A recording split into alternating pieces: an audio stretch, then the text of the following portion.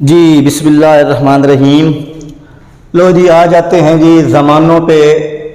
आज हमने टेंसेस के बारे में सीखना है, ज़मानों के बारे में सीखना है, अंग्रेज़ी की बेसिक के बारे में सीखना है। जिसको ये चीज़ आ गई मतलब वो अंग्रेज़ बन गया, इंसान नहीं मतलब अंग्रेज़, सॉरी मतलब वो समझ तो गए होंगे आप। तो जिसको ये चीज़ समझ आ गई, इस पर ग्रिप हो गई, इसका मतलब है कि उसने अंग्रेज़ी को हाथ डाल लिया। ठीक है, तो ये चीज़ें अपने जहन में बिठा लीजिएगा। आज जो लेक्चर दिया जाएगा वो अपने जहन में रखना है कि इसको ये ज़माने होते क्या हैं और हमने इसको कैसे पता कैसे चलेगा, बनाएंगे कैसे।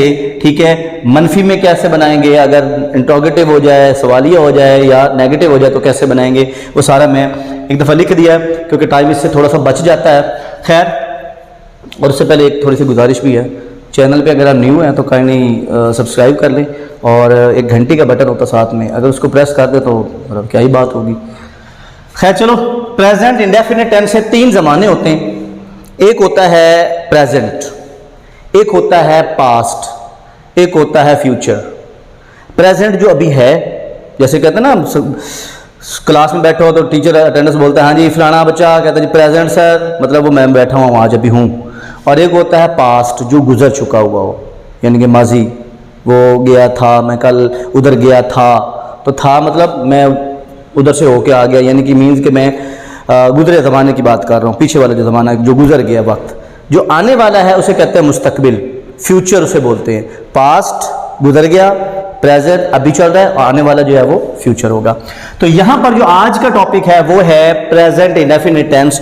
उर्दू ज़बान में अगर मैं इसको लिखना चाहूँ तो मैं यहाँ पे लिखूँगा फेल हाल मुतलिक। ठीक है, ये ज़माना जो अभी चल रहा है इसको हम, अब रहा है मैंने लिख दिया तो इसका ये मतलब नहीं कि यहाँ पर भी वही होगा रहा लिखा होगा, नो। सबसे पहले पहचान है, उर्दू फिकरात के आखिर में ता है, ती है, ते है वगैरह आएगा। उर्दू फिकरात जितने भी होंगे, सबसे पहले तो आपने कोई फिकरा आपके सामने आता तो सबसे पहले एंड पे देखना है कि क्या लिखा हुआ है। तो यहाँ पर लिखा हुआ है ता है, वो खत लिखता है। हम हॉकी खेलते हैं, वो स्वेटर बनाती है, वो खाना बनाती है। तो ता है, ती है, ते है वगैरह आता है। अब ये बीच में वगैरह मैंने वैसे लिख दिया कि भाई इसके अलावा यानी कि इस तरह की चीज़ें आएंगी, तो ये वगैरह ना लिख देना बीच में, ये ध्यान में रखना है। अच्छा, उसके बाद पता तो चल गया कि ठीक है भाई ये फिक्रा आ गया है। तो बनाएंगे कैसे, बना लेते हैं, कैसे बनाएंगे वैसे, हाँ ठीक है। सबसे पहले आता है सब्जेक्ट। अब सब्जेक्ट क्या होता है मैंने शायद नहीं बताया, लेकिन सब्जेक्ट कहते हैं काम करने वाला, इसको उर्दू ज़बान में फाइल भी बोलते हैं। फिर उसके बाद पहली फॉर्म ऑफ वर्ब, यानी कि काम की पहली किस्म, जो काम उसमें करना है, कसम नहीं किस्म, ठीक है। तो काम जो हो रहा होगा, जो करना होगा, उसकी पहली किस्म लगानी। तीन फॉर्म्स होती हैं, जैसे कि गो पहली फॉर्म है, जाना, ये काम है ना जाना, गो वेंट गॉन, तो पहली फॉर्म गो, दूसरी वेंट, तीसरी गॉन। तो इसी तरीके से काम की पहली किस्म, फिर एस या ईएस का इजाफा करना है और फिर उसके बाद ऑब्जेक्ट लगाना है। अब इसमें एस और ईएस का हमारे जो जवान है ना वो पता क्या करते हैं, एस ईएस का इजाफा जो फार्मूला ने देखा बाकी नहीं देखा, सिर्फ ये वाली देखी और हर के साथ ऐसे इसका इजाफा ठोक दिया। नहीं, मैंने यहाँ पर लिख दिया ऐसे इसका इजाफा कहाँ पे करना है, ही, शी, इट, सिंगल इजाफा करना है। यानी कि जो नाम ये होंगे जिसमें ही आता है, वो आता है, वो लड़की के लिए आता है, इट कोई एक सिंगल चीज़ आती है, तो जिस चीज़ में जगह पे सिंगल चीज़ आएगी वहाँ पर इजाफा करना है।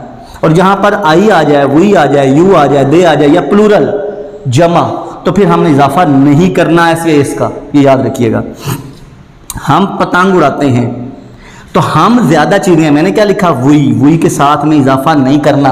तो आ जाते हैं, सबसे पहले इसको देखते हैं सब्जेक्ट, यहाँ पर क्या है हम में, तो हम क्या कहते हैं वही।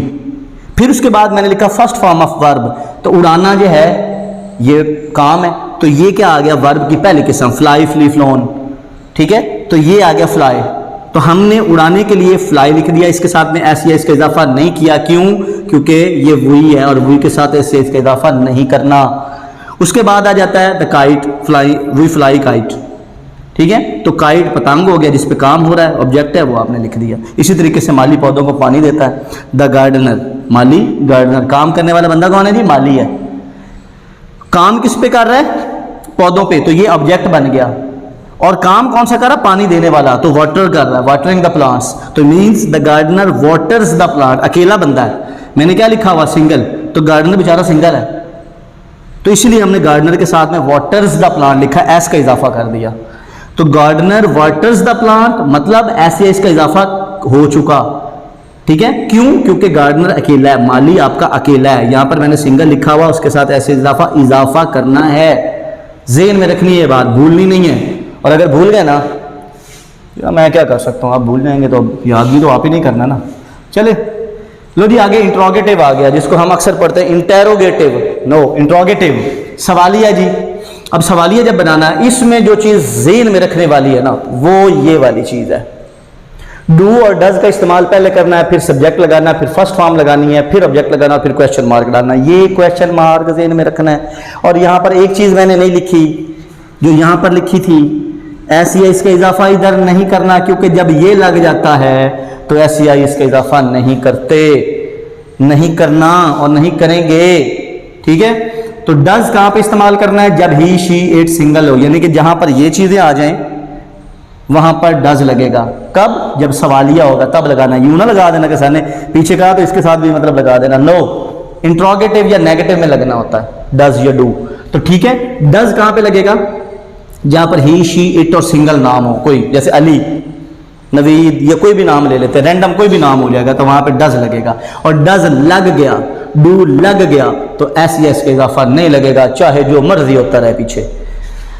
उसके बाद डू कहां पे इस्तेमाल होगा? आई, वी, यू, दे और प्लूरल के साथ। प्लूरल कहते हैं जमा, ज्यादा चीजें जो होती हैं उसे प्लूरल बोलते होते हैं। खैर, पुलिस चोर को पकड़ती है, तो यहां पर मैंने लिख दिया क्या पुलिस चोर को पकड़ती है।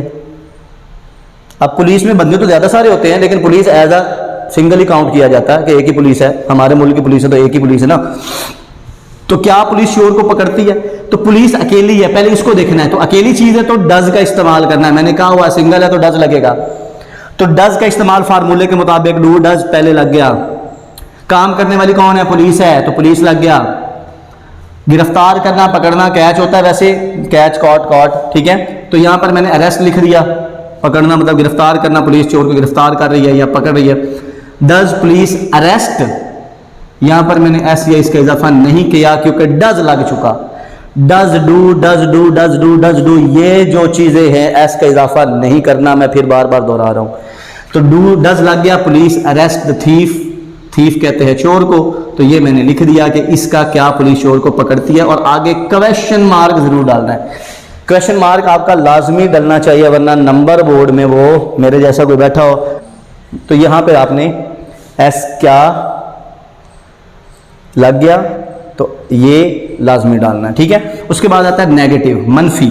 अब मनफी में क्या करना है? सिर्फ डू या डज का इस्तेमाल तो करना ही करना है। मनफी में और सवालिया में डू डज का इस्तेमाल करना है, लेकिन फ़र्क सिर्फ ये है कि जब सिंपल फिक्रा हो जाएगा तो मुझे नहीं मारते हो तो डू और डज के बाद नॉट लगा देना है। और डू और डज मैंने बताया कहाँ कहाँ पे लगना है, ठीक है। तो तुम मुझे नहीं मारते हो, यू डू नॉट। अब ये देखो, यू मैंने क्या बोला हुआ, यू के साथ डू, यू के साथ डू लगना है, ठीक है। तो डू यू के साथ लगेगा, आई के साथ लगेगा, वी के साथ लगेगा, दे के साथ लगेगा, प्लूरल के साथ लगेगा। तो यहां पर आ गया तुम, तो यू आ जाएगा। तो फिर इसके साथ में क्योंकि नहीं वाला फिक्रा है तो डू नॉट, आगे मारना, बीट भी डू लगेगा, तो ऐसे इसका इजाफा नहीं किया।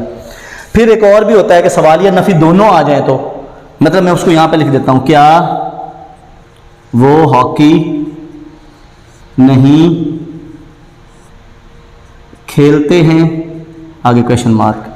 तो आपने सिर्फ इसको डू या डज को उठाकर पहले लिख देना। अब वो खेलते हैं, हमारे बच्चे पता क्या कहते हैं, करते हैं, देखा वो लिखा हुआ तो ही लगा दिया, आगे नहीं देखा कि उसने क्या पूछा हुआ है।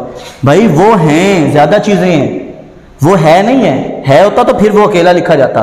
तो वो हॉकी खेलते हैं तो दे आएगा, ज्यादा चीजें हैं तो ज्यादा के लिए दे आता है, वो ज्यादा चीजें हो तो उसके लिए दे आता है, तो दे यहां पर लिखा जाएगा। अब क्या आ गया, तो मैंने क्या बोला, डू लगता है, तो डू को उठा के आपने पहले लिख देना है। मैंने अब ये राइट रेड से लिख रहा हूं ताकि आपको समझ आ जाए। Do they play hockey, sorry do they not play hockey, क्योंकि नफी है ना, तो डू दे नॉट, यानी कि नॉट को आपने छोड़ा, डू को उठा के सिर्फ पहले लिख देना बस। Do they not play hockey, लो जी हल हो गया। और आगे क्वेश्चन मार्क, क्योंकि सवाल ही है तो क्वेश्चन मार्क आपने लाजमी डालना है। तो ये आपका ये टेंस जो है, ये प्रेजेंट इंडेफिनिट टेंस जो है, ये ये बेस है आपकी इंग्लिश की। आपने कोई भी जब इंग्लिश बोलनी है ना, तो अगले बंदे को ये ग्रामर आपको समझ आएगी तो आगे बोल पाएंगे ना, वरना तो वही वाला हिसाब है कि जी किसी को समझाना हो तो आई कमिंग है, यू सिट, वी स्टैंड, तो इस तरीके से अजीब सी ना वो, यानी कि आप इंग्लिश बोलेंगे। तो प्रॉपर जो इंग्लिश है बोलने वाली है या समझने वाली है वो ये चीज़ें हैं। पहले टेंसेस पता होंगे तो आप उसको अच्छे तरीके से बोल भी पाएंगे और लिख भी पाएंगे और समझ भी पाएंगे। तो उम्मीद करता हूं कि ये वाली जो आपका एक प्रेजेंट इंडेफिनिट टेंस है ये आपका आज कंप्लीट हो गया और आपको समझ भी आ गई होगी। और अगर नहीं आई तो फिर आप कमेंट सेक्शन में मुझसे पूछ सकते हैं। मैं कोशिश करूंगा इंशाअल्लाह ताला कि आपको अच्छे तरीके से, इससे भी अच्छे तरीके से आपको समझाने की कोशिश करूं। लेकिन मेरा ख्याल में कि ये बेस्ट तरीका था और उम्मीद है आपको इसकी समझ भी आ गई होगी। हाँ, कुछ रत्ते पीले लफ्ज़ बना दिए ताकि वो हाईलाइट हो जाए कि ये क्या चीज़ और क्या चीज़ नहीं है। उम्मीद करता हूँ आपको समझ आ गई होगी। फिर नेक्स्ट वीडियो में मिलते हैं इंशाअल्लाह। हाफिज़।